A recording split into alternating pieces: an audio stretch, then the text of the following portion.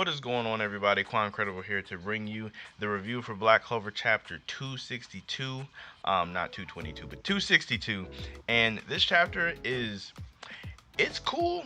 Like, it's definitely a necessary chapter with like some exposition and all that. So like, it's cool. There's just a couple things that kind of bother me a little bit, but I'll go into those as we go. Like, we in the beginning we get Asta like, oh man, this dude's gonna teach me how to use like my devil power. Like, he's kind of like skeptical about it at first. And see, let me know down below if you guys pronounce his name Noct or Natch, because like I was saying Natch before, but people have told me that it's Noct. So I think I'm going to switch over to Noct, but if I was right before, let me know down below, or if I'm still wrong, let me know. But anyway, Noct is like, yeah, I can basically teach you how to use your devil power. He even has his own devil on his shoulder, and I want to say his name is, forgive me, it might be wrong, Gimadello. I think it's pronounced Gimadello, I think. But anyway, he has his own one as Gimadello, and this dude already is funny. Like, he's like, oh, what's up with this shorty? Like, and just how his face looks, he looks like a really fun character. Like, this character looks like it's gonna be funny, like a good comedy character, because we really don't have, like, outside of Charmy and Seki, those are like our only like comedy characters in Black Clover. I'm not saying we need a bunch of them, but to have another one, Liz looks like it's gonna be funny. Like, his character's probably gonna be up there with those two. And he's like, yeah, I'm a devil host too. I can teach you how to basically control your powers and all that. And Asta's like, wait, you're a black bull? I've never even seen you. And he's, because like he's only been to the hideout once. And despite being the vice captain, he says this is something that Yami just decided arbitrarily, which is really funny because he's another one of those backdoor members like Zora. So like we got him, Zora, Gauche, any other backdoor members I can think of. Noelle technically is a backdoor member. At least the ones that we know about. Those four, yeah, those four. I feel like Gray is a backdoor member. It's not like I could particularly see Gray going through the actual Magic Knight exam, but that's like a topic for another day. Anyway, from there, as I was saying, he says he's only been to the hideout one time, and the reason for this being is that he actually hates Yami. So him like insulting Yami before in the previous chapter is actually legit, at least from what he says. He doesn't like him, and like it's really understandable, I guess, because if you look at it, like I was saying last week, Yami does actually have a lot of like not good qualities. Like, Yami's a good dude at heart, but how he is, I could see where there's people that actually just don't like him. And at the very least, this guy has to have some bit of respect for Yami because he stays in the squad. So at the very least, even if he doesn't like him, he does respect him at least. And even gives an explanation as to where he's been, because like that was one of the things I was thinking about, is where have you been for the entire elf invasion? But apparently he's just been in the Spade Kingdom the entire time. And I could understand, even if he knew what was going on in the Clover Kingdom, the Spade Kingdom I feel like is a lot more pressing, honestly. Like, yeah, you know, elves taking over, devil coming back is really important, but like the Spade Kingdom is literally trying to open a portal to the underworld and bring forth a lot of them versus just the one in the Clover Kingdom. So even if he did know, I kind of feel like his job was more important where he was at. So he's justified to not being around for the elf invasion, to me at least. To me. Let me know down below if you guys think he should have popped in at least once or twice, or at least towards the end. That might be an interesting thing to think about, how different the elf invasion could have been if he would have popped up at some point. Maybe when we get to know more about his abilities, I might do that video. I don't know. One of the other interesting things that he says is that he doesn't sense any ability inside of Asta. Like, to me, and I take that as like he doesn't sense any like innate talent or skill in Asta, which is great to me because it almost like reinforces the fact that Asta is kind of just really worthless. Not worthless, but just really not talented.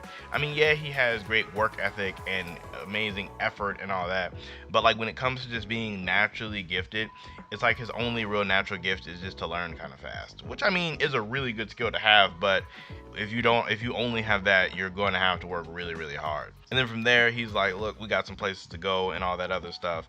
And I was just like, well, let's just start training now. And he's like, nope, just get some rest. We got somewhere to go tomorrow. And then that will lead us into the captain's meeting. Oh wait, before I get into the captain's meeting, this panel right here is Tabata's attention to detail. So last week, if you remember, knocked when he got all his shadow hands to kind of like hold Asta down. Asta called forth for his demon annihilator sword to like come down and try to hit the shadows. Like, when the sword comes down to like hit the shadows like form like a little circle around it, so it doesn't necessarily hit it and dispel it, so he could like avoid the sword.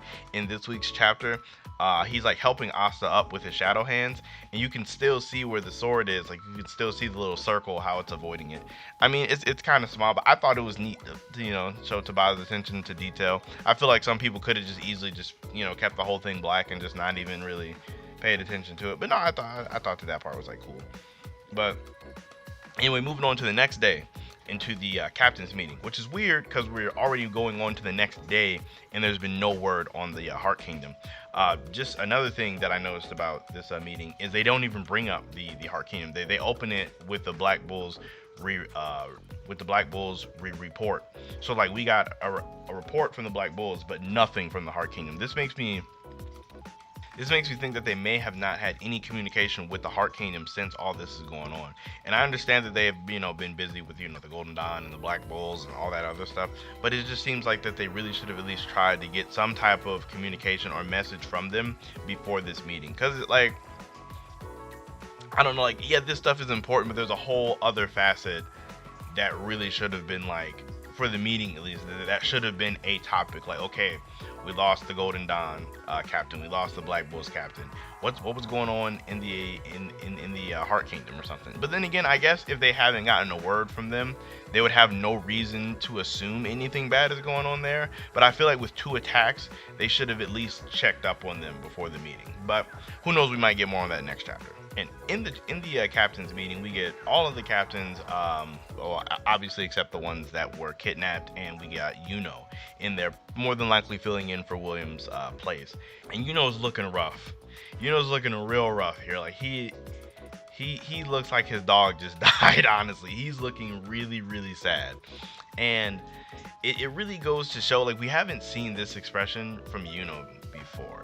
Like, he looks like he has fully fallen into like a depressed or like a despair type state, and it's very understandable. Like literally that day prior, like literally yesterday, like half of his squad died.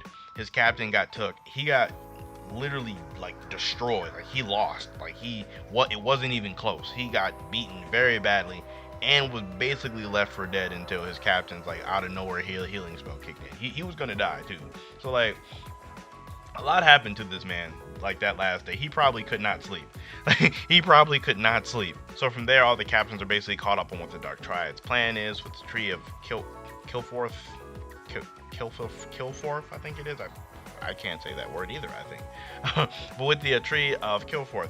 And it's funny, we get this small panel of Charlotte where she's freaking out over Yami, which is really great.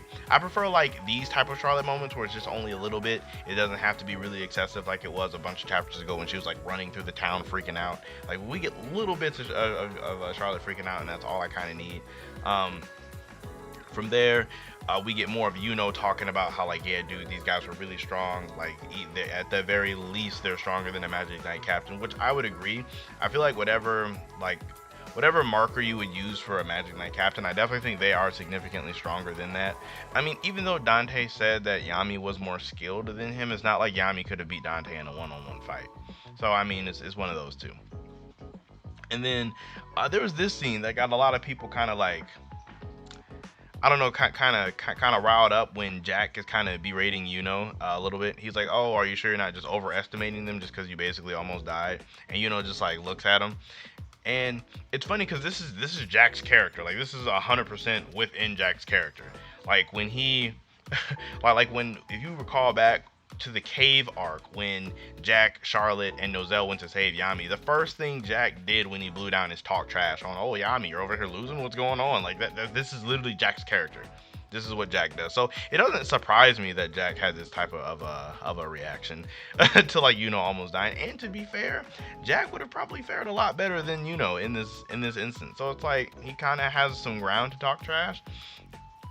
But that's just that. As for what this means for Yuno, it's kind of weird because I feel like Yuno's definitely the kind of person to hold grudges a little bit. Like you can kind of tell, like Yuno doesn't really forget things, in my opinion. Like in my opinion, Yuno's going to like remember this and try to like show him in the future. To me, at least. But there, as the meeting goes on, Jack kind of just like gets up and he's about to storm out.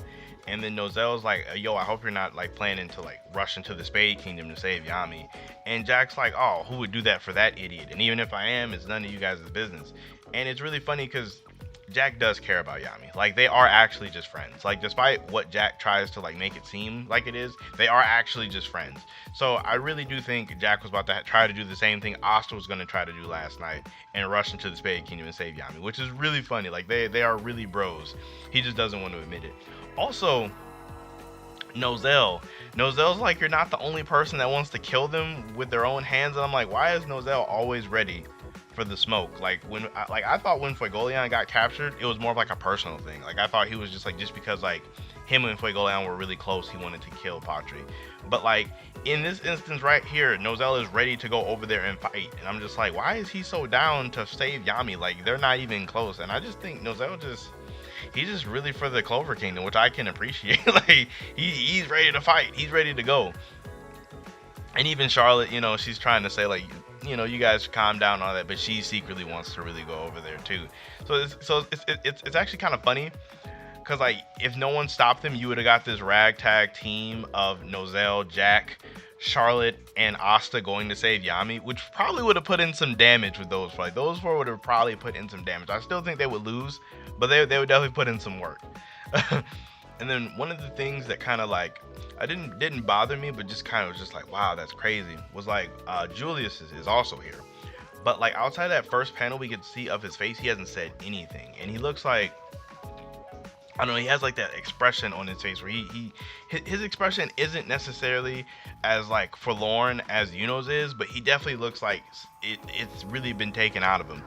And it makes sense because it was Yami and William, like two of his like, close like proteges almost. Like he brought these two in, raised them up, like he was, or not really raised them up, but like brought them up in his squad and appointed them both as captains. Like he's really close to these two people. Like these two people are extremely close to him. And they both got captured, and he's unable to do anything about it, which probably is like, it really probably hits him on the inside. Like I wish we would have got like a line from Julius, like just like a line, like just to hear where his mind is. But I guess him not saying anything and just showing his facial expression is also pretty powerful.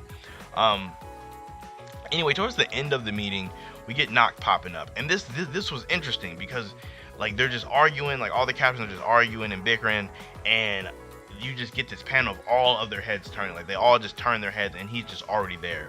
So like whatever his shadow magic is or how he appears in places, I don't think you can sense that at all. Like I don't think mana sensing does anything for that. I really feel like this dude just pops up, which is scary or broken, or actually both. Like it's actually just both. He just pops up on you and you just got to deal with him. But yeah, he's basically like, he's holding Asta. Asta's like, hey, and he's like, yeah, can y'all all chill out? I really dislike people like who can't hold proper meetings. He just says this to the captain. So this dude is bold. This dude is definitely bold. Now, again, we don't know anything about how strong he is, but I don't think he can probably handle the captains. Just assuming, because he is a vice captain. Devil powers or not, he probably can't.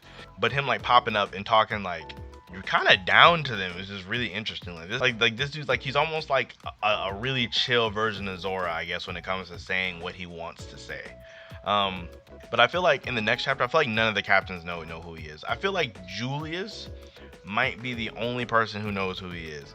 But everyone else, I don't think they're going to know who he is. Like Julius might be like, oh yeah, this is Noct, the vice captain of the Black Bulls. Or he'll probably introduce himself, honestly, if Julius doesn't say anything. And or even the fact that he's holding Asta will at least make him seem like less threatening, so he doesn't get like attacked by Nozelle and Jack. And also that's like another thing I noticed in this appearance of Asta. This is the first time Asta has worn a shirt since the time skip. Like Asta has been shirtless the entire time, so he finally put on a shirt, which is actually really funny to me. Like I was like, oh wait, is Asta wearing a shirt in this panel? Like why? Like, but.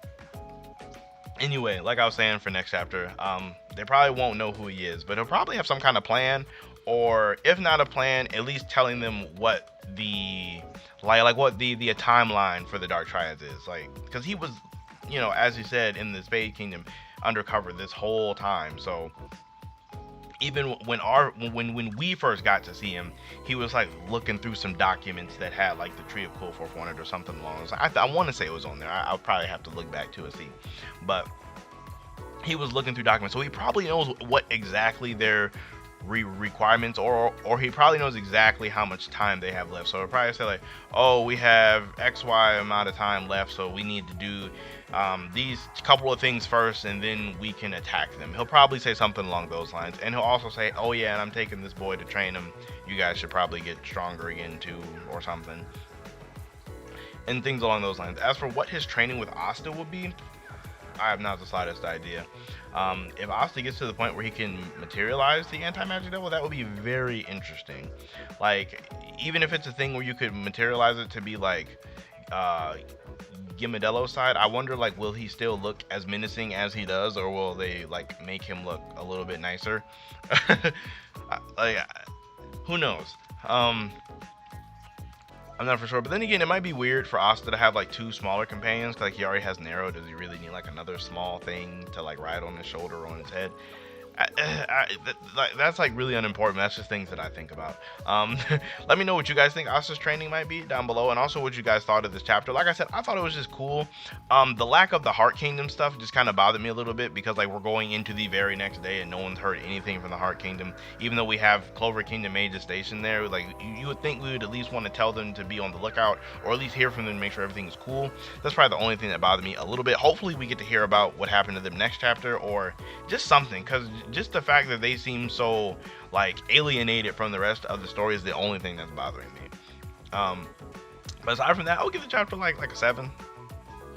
Yeah, a strong 7.5 tops to me. You know, a real solid chapter. Just that lack of the Heart Kingdom is the only thing that got me. Actually, even if the Heart Kingdom was in there, I would only give it like an 8. So I mean, I guess it really doesn't matter all that much. But aside from that, make sure you guys like the video and sub to the channel. Like I always say, I appreciate the support. It makes me extremely happy on the inside. Also, just to let you guys know, on Wednesday, I will be doing a live stream reading whatever we have of Burn the Witch. I want to say we have the one shot and the first 2 chapters. I'm going to live stream and react to those. I'll have it up so you guys can see it too, and I'll do my reaction. So if you guys have checked out Burn the Witch, or are curious about checking out Burn the Witch, I kind of want to see you guys on Wednesday so we can kind of experience it together. That might be pretty fun. So yeah, stay tuned for that. And outside that, I don't have anything else for you guys, so I will catch you guys in my next video.